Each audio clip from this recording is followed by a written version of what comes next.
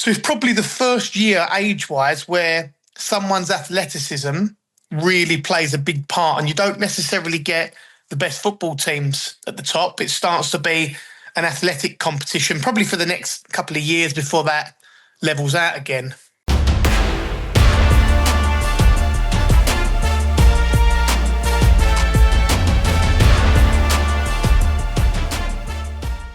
Hi all, and welcome to Grassroots Grind. I'm your host, Ray Ramputh. In this episode, I sit down with David, an under-13s coach at Shield who's navigated the jump from small-sided football to a full 11-a-side. We talk about the challenges of coaching teenage boys, through hormonal changes, why athleticism starts to dominate at this age, how he layers his training sessions to build real understanding, and the honest reality of coaching your own son. This one's packed with insight. Now let's dive in. So hello everyone, and welcome to the show. I would like to welcome in David. Hi David, how are you doing today? Hi Ray Stern. Yes, not too bad. As I said, surviving is probably the best word always, looking after youth football. Yeah, it is. So David, tell us a little bit about your journey. How did you get to where you are today? So in terms of coaching? Coaching, yes. Yeah, so I suppose if we go right back, I've always been a huge sort of football management fan. It probably stemmed from Championship Manager and Football Manager, and all those sort of games really piqued an interest in that tactical and coaching kind of side of the game. So I kind of always had that interest. My youngest son started playing events, so an opportunity arose to be involved with that team. I've got quite clear opinions and ideas on what I think about football, so I think it's normally quite good for the boys to have good direction. So that ended up being from supporting the team to running the team. That was probably under sevens, and that started off at Romford United. So it was Romford Flyers, and it was 5-a-side under sevens, and that just continued. We stayed there for a couple of years, moved to Romford United at under nines.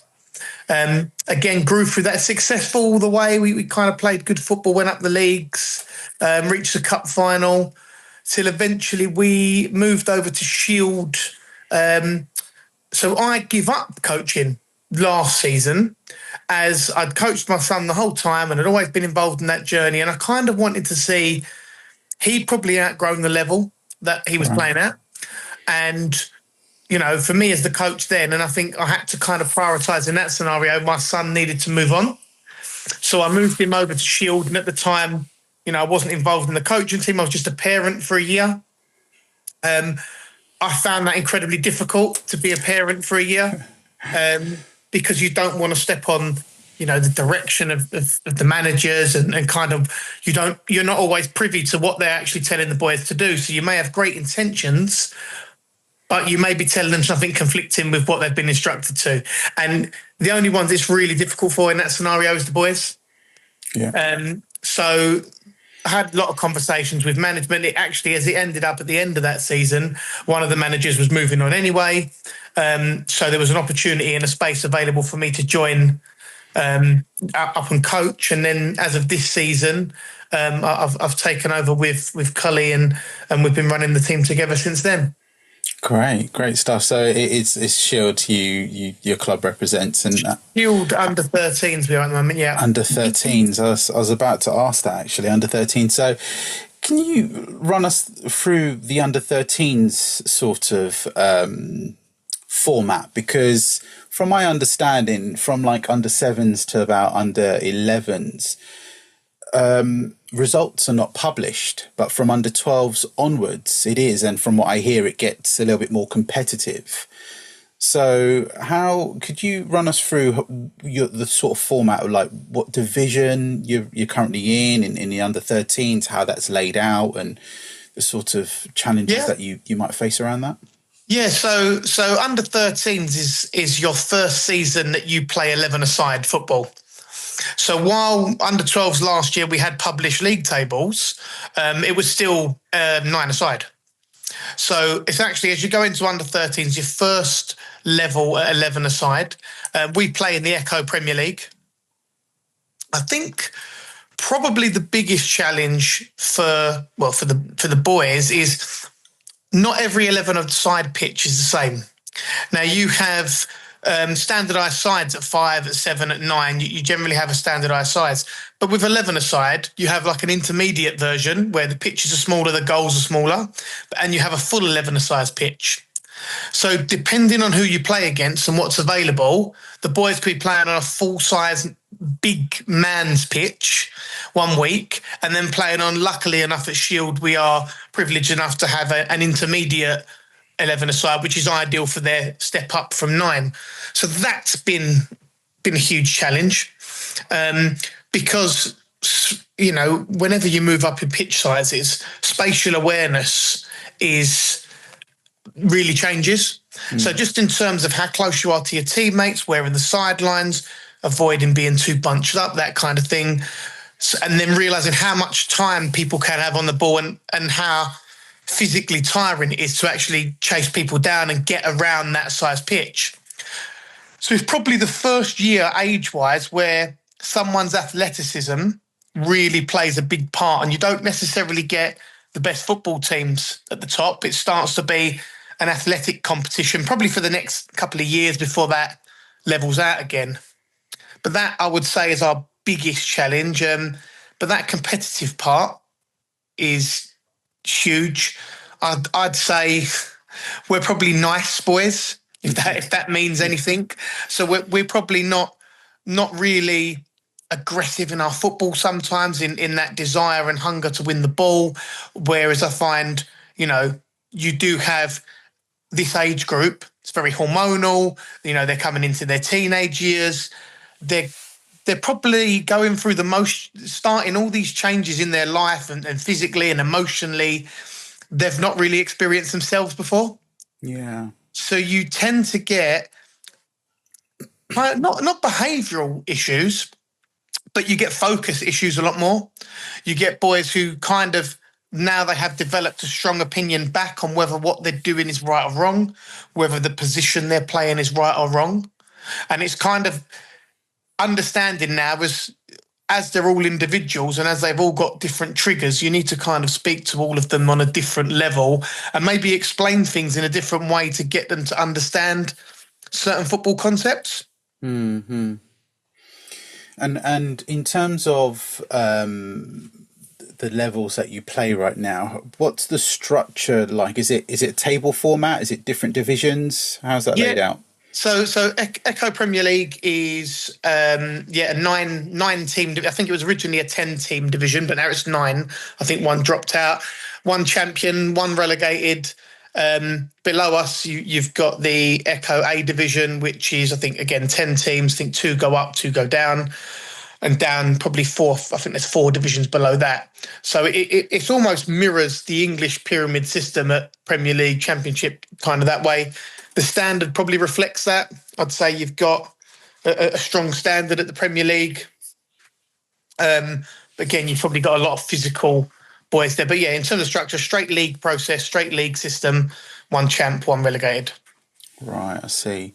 And you mentioned your son earlier on, so I guess you have personal ties to the team itself. How does that, if any, influence yourself or your other coach Cooley's coaching style? Yeah, it's a great question, because we've kind of all experienced, as anybody involved in youth football, this coach's son kind of phenomena. And you get one of two. Every dad coach is one of two. They're playing their son and pushing their son to the detriment of others at times, or they're incredibly harsh on their son, and it's always expecting more from them because you kind of know what they're capable of. I'll probably, unfortunately, fall into the second category. I'm probably overly harsh on my son because maybe I'm just aware of his capabilities and kind of want to see him do that more. I'll often come off and think, I'm not sure he's had the best game there. And I've got the parents telling me afterwards that, he was probably the best player on the pitch. And I've probably focused on the negative parts of his game in that part rather than noticing the good ones. So It's definitely a challenge. It's definitely something you almost want to be so conscious that you're not offering favoritism towards your own son. Mm-hmm. But also just being aware, I suppose, from just a father-son dynamic, this age group as well, there's a lot more, it's my dad's voice, so I'm not listening. So you get a lot more of, I'll say exactly the same thing to him as I will to another boy on the team. My son would want to argue with it because it's coming from me. So that's been a big challenge this season, and one I'm probably still trying to wrap my head around the best way to deal with. Sometimes I'll say to Cully, can you tell, Clark, who's my son, can you tell him X, Y, and Z? Can you tell him to make sure he's on the number 25, whatever it is? Just because a different voice saying it, there's a little bit more, it doesn't come with an assumed negativity. Yeah, no, I get that. So it's 11 aside. How many kids right now have you got in your team? And what's your subs like? Yeah, so we actually really considered what was the right way to do. Moving from 9 to 11 made us think we really have to consider how many boys are the right amount of players to have over, and everybody having adequate game time and being able to be valuable to the team, but obviously good enough, but obviously they get something out of it as well. They get more than 5 minutes here or there. I don't think there's any value in signing any child to your team that you think, I can only really give them 5 or 10 minutes. I think that's detrimental to your team, and I think it's detrimental to the child's confidence and ultimately where they'll end up playing. So we really mulled this over, and originally we thought we'll go with 16. You can only have 16 in the match day squad. We looked at it in terms of the players we currently had, what their reliability was like in the previous season. So we kind of would have a good fix of how many turn up each week as we are, and how much would that change going into 11. So originally 16 we decided on, and then we actually ended up signing 17 purely because we had a goalkeeper who may have had some commitment issues, so we needed to sign we couldn't just put a kid in goal at 11 aside. We'd have to sign another specialist goalkeeper. So we've had 17, and I've got to say, as we're in sort of February now, into the season, it was definitely the right decision to sign that amount, because school games have ramped up for the boys, studies ramped up for the boys, injuries as they grow now become more of a factor than they was previously. Mm-hmm. As you touched upon yourself, the desire, the commitment, the sort of competitive nature that they reach now has meant boys have got knocks more often, and there've been big tackles, and then there's an injury here or there. So 17's been a good number for us in how we set up. So we normally have 5 subs on a match day. If for any reason all 17 kids are available, which has only happened twice, we would normally tell one of the goalkeepers that today is a sit-out day, because realistically we wouldn't rotate that position for the sake of rotating it. But that's only happened twice, luckily enough, which is why we looked at having sort of 15 outfield players always being the case anyway. But everybody gets good game time, good performances, obviously rewarded with more. But we have found we use all the subs, and it's probably a good number. Yeah, I see. And speaking of rotation, like with your 11 aside and your 5 subs, how do you manage the rotation? And do you sometimes have kids in different positions? Or I take it now that they're competitive, I'm assuming you play them at their strongest position. How's their development around that worked? Yeah, well, I think it's almost contrary to that a little bit, because you find that you're almost resetting football, because a lot of beforehand for them has been natural. You can get around the pitch wherever you're playing, generally in the lower pitch sizes and age groups. It's more you're a defender, you're a midfielder, you're a forward, rather than we confine them to left, right, and back, and etc. With the 11-a-side pitch, actually, a child who you thought their tendencies were to do this, actually they were an attacker and they were good at beating the man. You actually find, no, actually he's a very good right back, because he's got the stamina to get up and down, and that suits his time on the ball. So you're kind of almost resetting your assumptions for where somebody plays and actually looking at their attributes now, rather than what they've done before. You look at their individual attributes and say, where would that fit in on a big pitch, on the 11-a-side pitch? So I would say we've probably had half of the team, the position they come over in or started the season in, they're now playing somewhere else. Right. But realistically, once we sort of nail down what we think their position is, we would only really ask the majority of the boys to play in maybe one other position. We wouldn't necessarily move them from, you're a defender this week, you're a striker next week, you're a midfielder the week after. Right. So I guess you'd kind of keep it to a maximum of 2, but their shift would be quite minimal. So if they're a defender, they'll go into midfield, or if they're in midfield, they'll go up front, sort of. Is that how you'd kind of work it? Yeah, I mean, depends on the individual player, because we've got an odd player. There's a couple of players who are probably capable of playing anywhere we put them. But then it's about sometimes when you've got boys who can do that, you end up shifting them around into positions they're competent in rather than playing them in their strongest position and letting them sort of blossom there. So that's something we've probably learnt this season. We probably had 1 or 2 boys, because they were competent everywhere, we would get a 7 out of 10 performance, whatever position we put them. That actually led to the detriment of their growth and development, because we needed them to probably push on in a special, find out, well, where can you actually be an 8 or 9 out of 10? So it's that judgment. But generally, yeah, we might play a forward on the wing. We might play a centre midfielder, a centre back. We might play one of the defensive midfielders, might play a full back. But yeah, it's quite a shift where we would expect similar actions in their play. Right, I see. And walk us through your sort of typical training sessions of your team. Like, what's your approach to the warm-ups and drills, and how you structure them, and how many times a week do your team train? So we train twice a week. In an ideal world, normally the midweek training session is either a power league or Eaton Manor. It's a smaller sort of AstroTurf pitch. As much as we can, we try to train on the grass on a Saturday, because I think having that similar feel for what they're going to do on a Sunday is beneficial. Obviously, in the winter we can't. But twice a week, we tend to do one session as more structured and drill, especially in pre-season. It will be more drill-based. And as we move into the season, what we've done is do more game-based with objectives within the game. So it's more structural training to, I want to see how you incorporate X, Y, and Z into a game.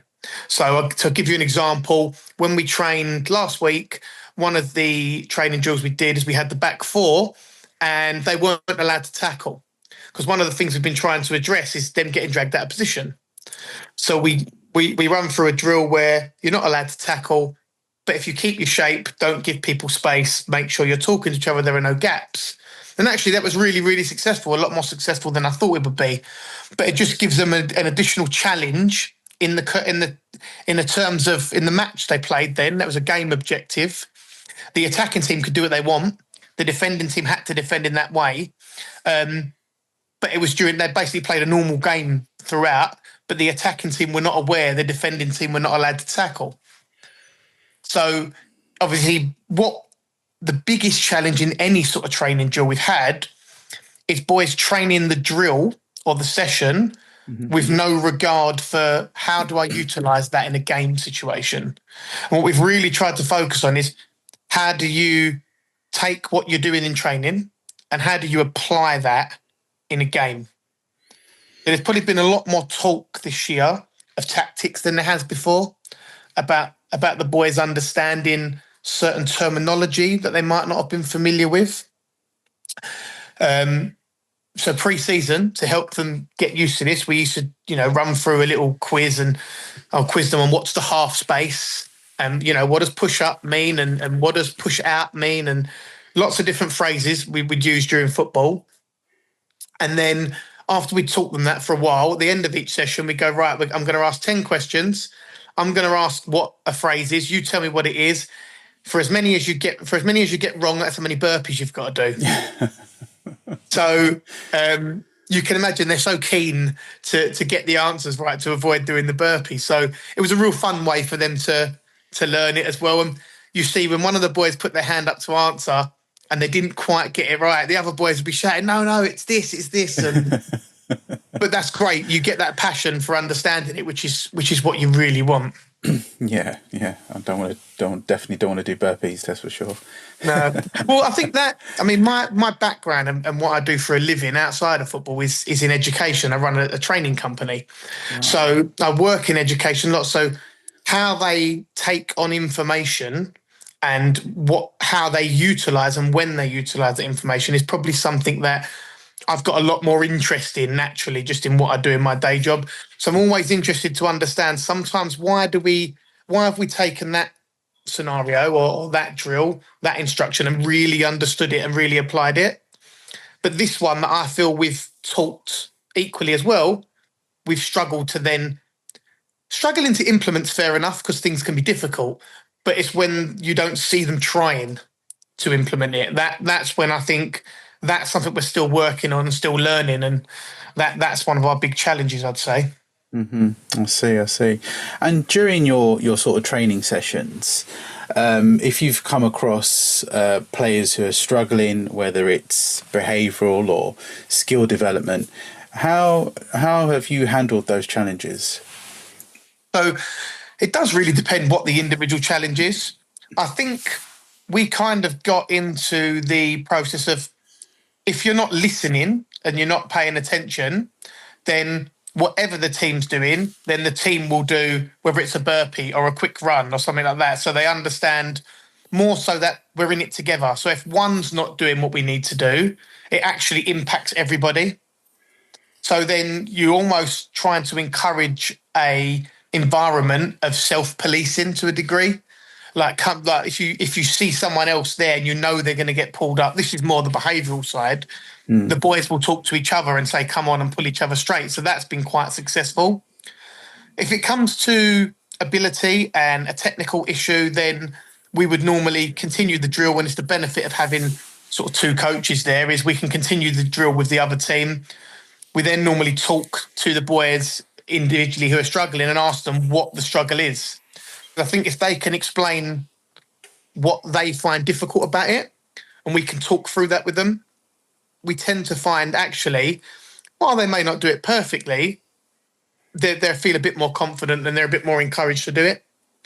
But one of our key sort of processes with anything we do is we normally start off a drill and we normally we call it a layer of 3. So we'll start a drill and it'll be the simple basic version first. So it might be, I just want you passing the ball from 20 yards away, passing the ball and just coming short and passing it back. So we know we can all do that. So that's fine. Let's do that. Then we'll bring the boys in quickly. How was that? Really easy. Great. Hands up if you think that was easy. They'll all put their hand up. Great. You've all nailed it. Then we'll add, right now what I want you to do is I want you to take it on the half turn and play it the other way. So now let's add that in. So this is how you're receiving it and play it that way. We'll do that. We'll call them back in when they've done that for a minute and you'll get a bit more of a varied response. So that was easy, or actually that was more difficult. We talk through some of the challenges. We go again and then we level it up another level. It'd be, right, I want you to half turn, but then I want you to chop back and play it back the way you come in the first place. Right. So you add the stages on. So then what you can identify is at what stage of the difficulty curve which boy's struggling. And it allows us then to shape not only what they need to work on, but shape our expectation of them as well. Because in a game, if I know you've struggled to, for example, half turn and get your body facing the way you play, realistically, I can't expect that in a game you're going to go and nail that.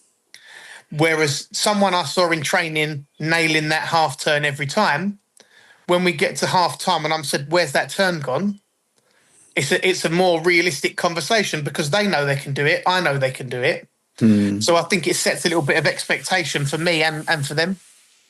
I see. And when you're giving these sorts of feedbacks to the kids in your team,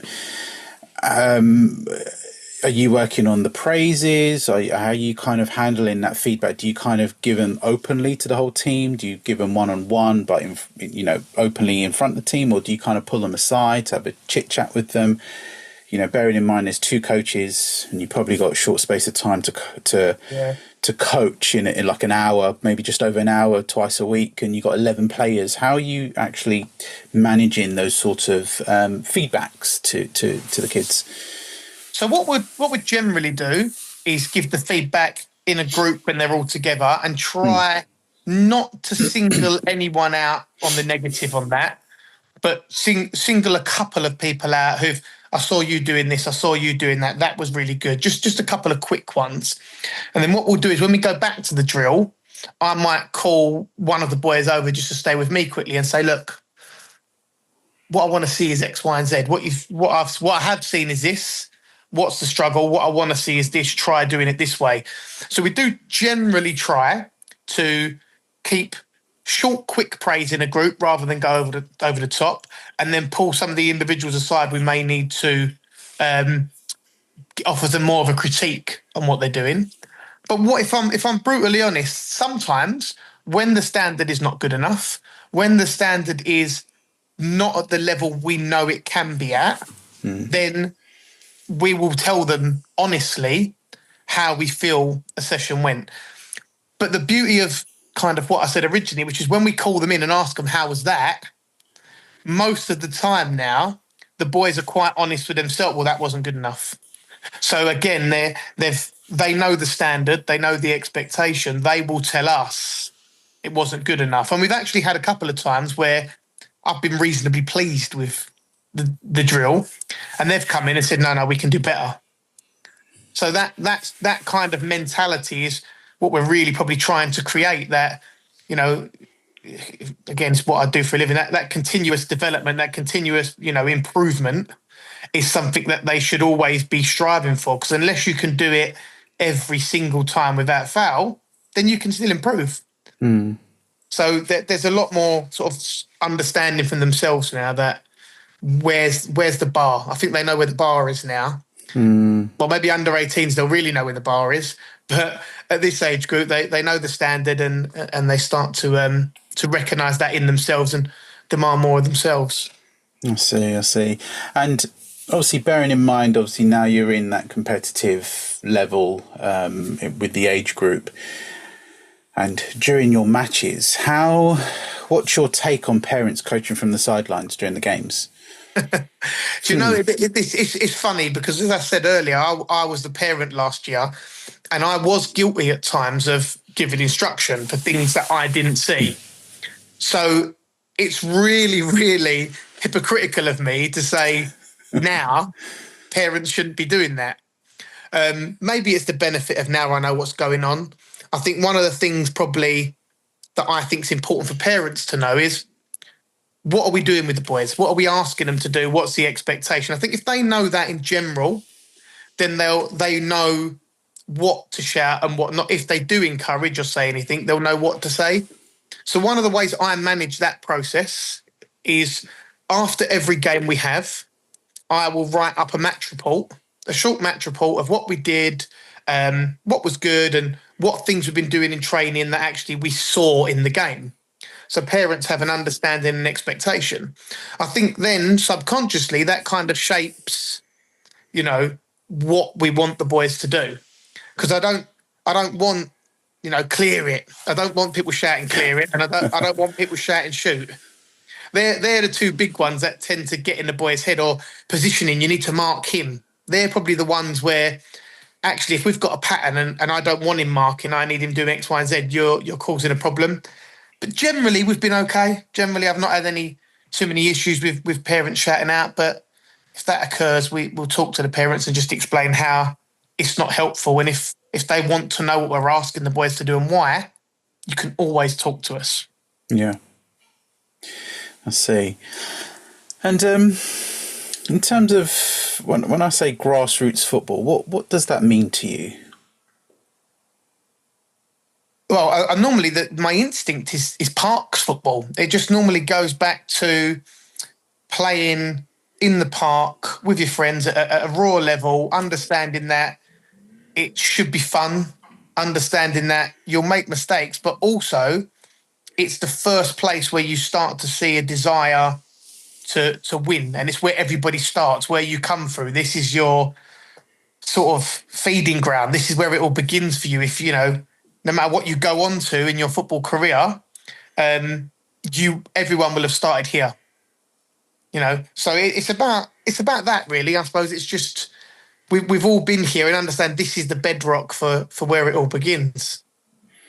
Mm-hmm. And if someone's listening and thinking about becoming a grassroots coach, don't do it. Don't do it. Is that the advice? What advice would you give to them to start their journey? do you know it really does depend on what you expect out of it. I would say have a real think about what is it you want. Forget your child. Forget you love football. What is it you want to take from it? Because if you think you're going to go in and be Jurgen Klopp and, be Pep Guardiola and, your kids are going to be pinging the ball around like this, and you're going to be revered for winning, it's not that. And I think a lot of coaches I've met along the way is probably kind of where they're at. It's about the winning. I'll be lying if I said I'd never been like that. But I think you realise it's are they improving? Are the boys becoming better footballers? Can you look at, and inevitably a lot of us get into it probably in the first place because our own child plays. Are they improving? Are they enjoying it? Is the experience worthwhile? So I think you need to get into it for the right reasons. You need to get into it knowing that there's a reason they don't publish league tables and everything up until under 12s. There's a reason for that. It's not because you're not good or bad. It's because it doesn't matter. It's because the boys developing and being better is the most important thing. So I would just say get into it for the right reasons. Don't get into it because it's about you and you're going to be the next big manager. You're not. Get into it because you want to support these boys and not just your own boy, all the boys that play for your team, and you want them to be better footballers. My biggest hope is I bump into some of the players that I coached when they were younger, when they're a young adult or an adult, and go, well, that's my first football coach, and now they're playing at a decent standard. I don't think you could ask for much more than they remember their journey with you. Well, that's really nice. David, thank you. You've been a great guest today. I appreciate your time today on the call with me. Thank you very much. No problem. Thank you very much, Reece, and I'm sure hopefully I'll see you around.